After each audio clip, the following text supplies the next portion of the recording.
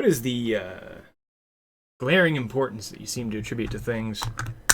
The passage of time, the reflections on things that captured your attention, the titillating nature of the distractions in the society that surround us, merely things to take our minds off of the sort of vast expanse of our own sorrow in the absence of such things.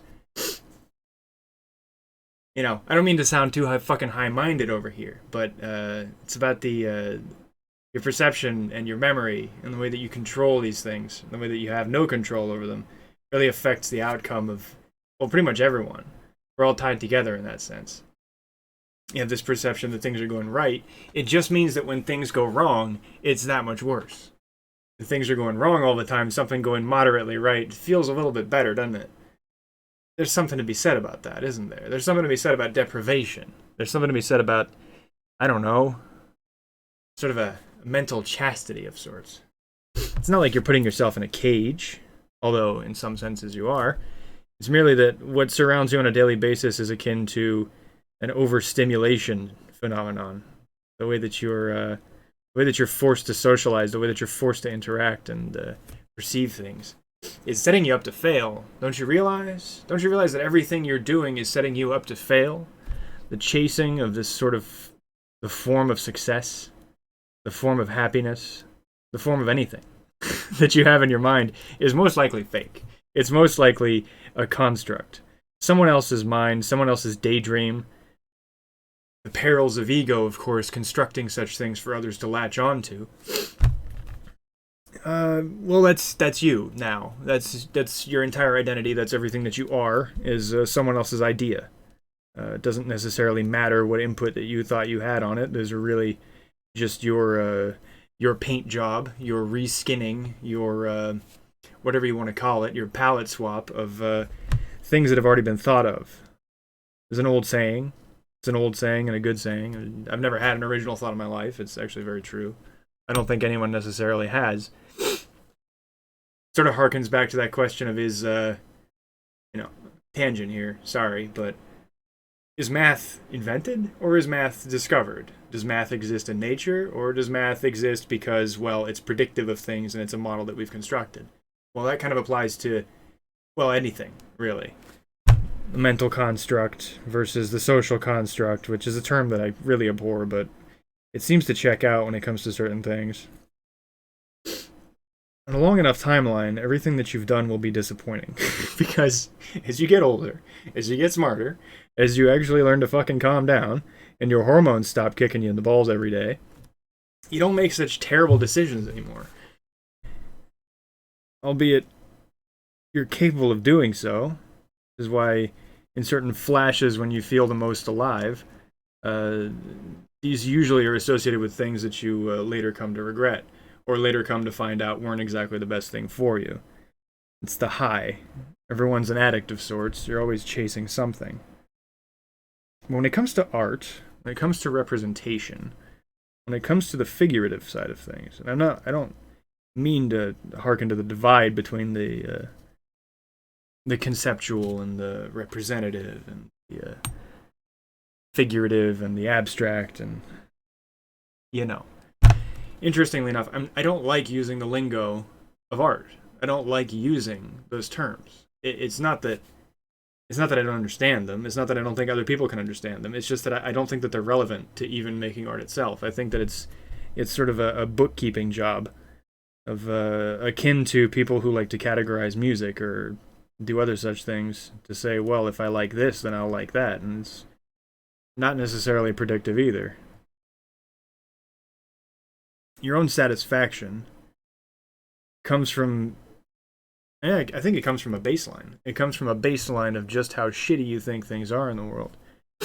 Your own satisfaction can come from a departure from the regular perception of things to all of a sudden adopting some foreign, strange mindset.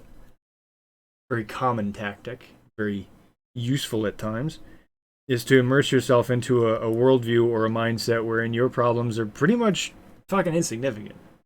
And it doesn't take a huge amount of creativity to do so, which is usually why people latch on to foreign philosophies and, I don't know, the Eastern mystique of things. you can sort of do it on your own. You can, I think I talked a while ago, not that it, not that referring to these videos is much important because I don't have that huge of an audience, but being self-referential does help. Uh, you create your own pantheon. You do. All your memories, the things that you achieve, the things that you feel, they are their own icons. It's not necessarily things that other people can relate to, albeit when they do, that is a marker of something that's well communicated. But once you've achieved that, you can form your own predictive model of how things are going to go based on your own enjoyment. It's almost psychoanalysis, isn't it? Going in the direction of being able to predict your own reactions, being able to predict your own thoughts, or the thoughts and reactions of others. Not that I'm an adherent to any sort of science that goes behind that, because I don't think that I don't think them fancy book smarts have caught up with the human brain quite yet. I think it's a more complex beast. Albeit some will argue that we're intrinsically very simple, and that really it's just dopamine and hormones. I do adhere to that somewhat. I do say to people that you should chill the fuck out about having opinions about one thing or another before you're before Series A of hormones converts itself to Series B, where all of a sudden you no longer give a shit about the wellness of society or the wellness of whatever problem is elsewhere in the world. Not because it doesn't necessarily affect you, but you can probably make moves in your own life to not be affected by it, rather selfishly. And the categorization of things as being called selfish is also sort of a barrel of crabs type thing. If it wasn't for those selfish incentives, people wouldn't form anything around themselves. If it wasn't for the selfish incentives behind everyday stuff, behind even, I don't know, fucking manicuring your appearance so that others don't just dry heave when you walk in the room, that is sort of selfish in and of itself. But, you know, there's a cohesiveness to it as well. We're a social animal. We are some sort of critter.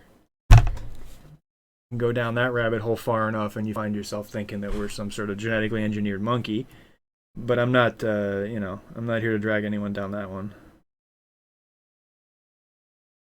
No, what I'm rather more interested in is just the pathways to stability for your own mind, the pathways to finding some sort of peace.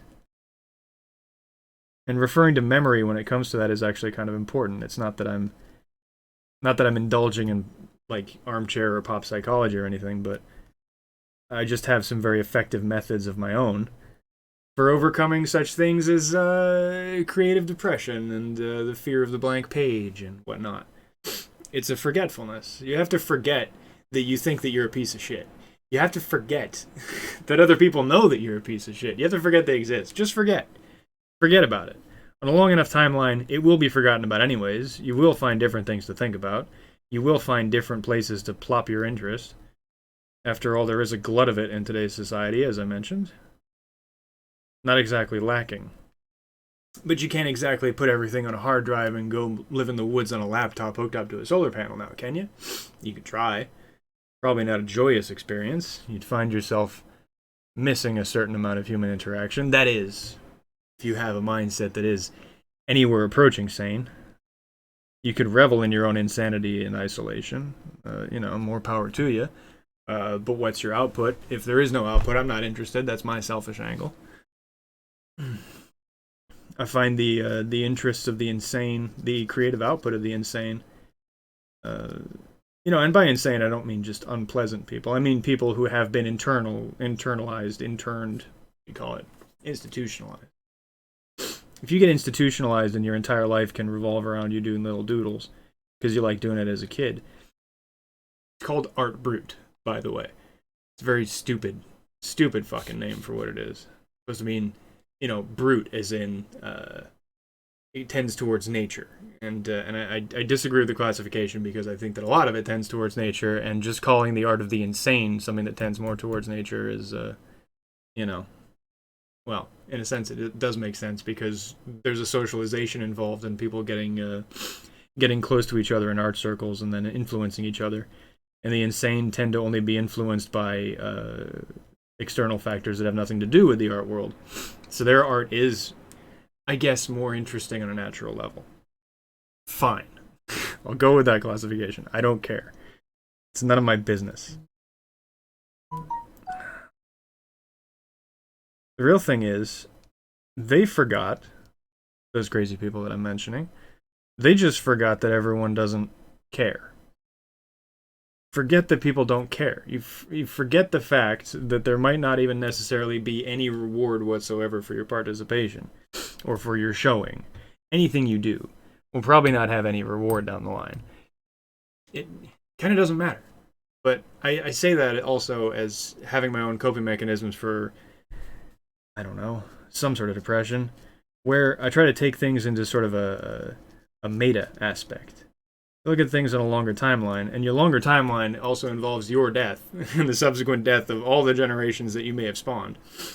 It's a pretty cozy spot to be in. But that's also dependent on mental condition. You could say some people who are very flighty as far as their mood goes and their proximity to others determining that would not have these thoughts at all. I can approximate sort of the halfway point. So I can say these things, but I realize that it's not normal. I realize that it's not, it's not cool, man. But I forget.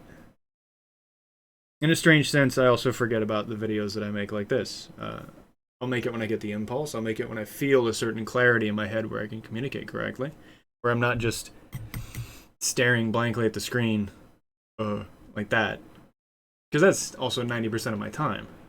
Not exactly on task most of the time. It's not the most obvious place to be in. It is an effort, considerably. A considerable effort to communicate. A lot of people take that for granted. Don't necessarily perceive the effects of over-communication. Don't necessarily perceive the effects of having talked to a group of people and having had a back and forth for a couple hours. It drains you, it really does. But for some, the drainage is a source of dopamine. So that puts you in a certain classification. And a lot more things are available to you if that's the case, because you'll find yourself, surrounded by others like that, because they tend to seek each other out. It's not like hyper-introverted people necessarily find each other in the world. They just sort of happen upon things that they have in common when they're in a mood to display any communication, affection, emotion, sensory output, any of that. It's more of a rare phenomenon. And when it comes to your own happiness in that context, you can also just forget.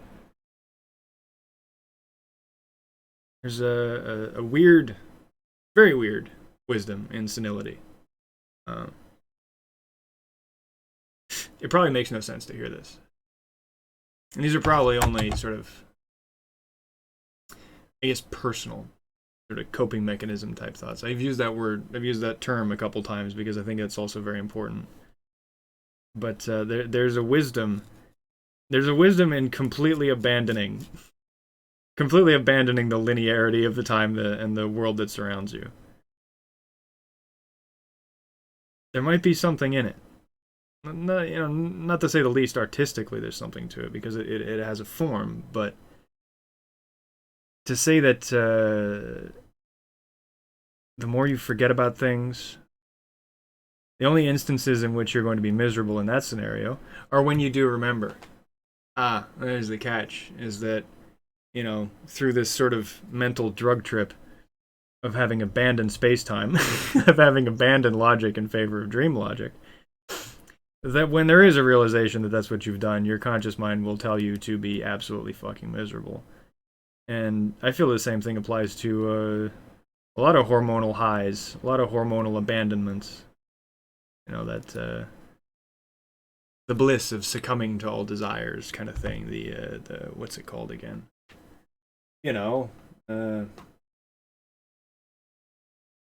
Hedonism. I use that term so rarely I forgot it. Hedonism is also just a momentary thing. It's not something that lingers. You can't just be a permanent hedonist. It's when what's the linearity on that? You know, you just go from being slightly hedonistic and something that you consider to be a huge indulgence, all of a sudden you get acclimated to it. You develop a resistance to the heroin. You gotta take more. You do the same thing for everything. Art is no different. Chasing your tail as far as the semantics of things go. Because it's not about the semantics of it. The semantics is the sales game. The semantics is the social game.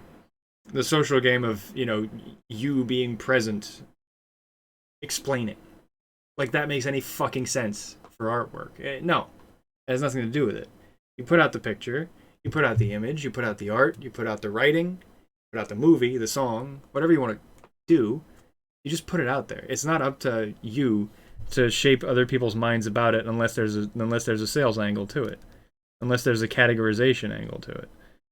And that's just playing into the same game as, everything else. You gotta be different, man. You gotta be unique. You gotta be special. So in your pursuit to chase something where you perceive a high level of competence in a genius, for example, it all depends on the type of creative person you're chasing after. The type of creative person that I've chased after for a long time is just someone who shuts the fuck up. Because it's not important what the person's life is. It's not even important what an artist's name is.